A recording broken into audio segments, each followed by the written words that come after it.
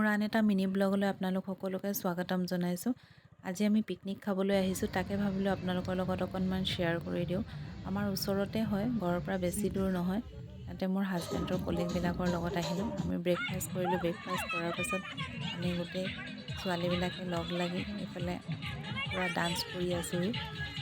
ওচৰতে নদী এখন আছে, খুব ভাল লাগিলে। আমি পূৰা এনজয় কৰিছোঁ তাত আহি পেলাই, আৰু গোটেইকেইজনী পূৰা ডান্স কৰি। আচলতে ব্যস্ততাপূৰ্ণ জীৱনৰ পৰা যেতিয়া অকণমান আঁতৰি আহি লগৰবিলাকৰ লগত ফূৰ্তি কৰিব পৰা যায়, খুব ভাল লাগে, মাইণ্ডটোও ফ্ৰেছ হৈ যায়। আৰু পিকনিক বুলি ক'লেতো আৰু ক'বই নালাগে, সকলোৱে ফূৰ্তি কৰে তাতে। আপোনালোকে বাৰু কোনে কোনে ক'ত ক'ত পিকনিক গ'ল প্লিজ কমেণ্টত জনাব। আৰু যেতিয়া নদীৰ ওচৰলৈ যোৱা যায় খুব ভাল লাগে। আৰু এইফালে ইয়াত আহিও আমি পূৰা ডান্স কৰি আছোঁ।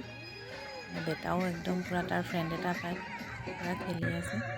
আৰু এইফালে সকলোৰে শেষত বিহু বুলি ক'লেতো আৰু ক'বই নালাগে, ৰ'বই নোৱাৰোঁ। আমি সকলোৱে মিলি বিহু ডান্স কৰিলোঁ। তাকে বোলো আপোনালোকৰ লগত অকণমান শ্বেয়াৰ কৰি দিলোঁ।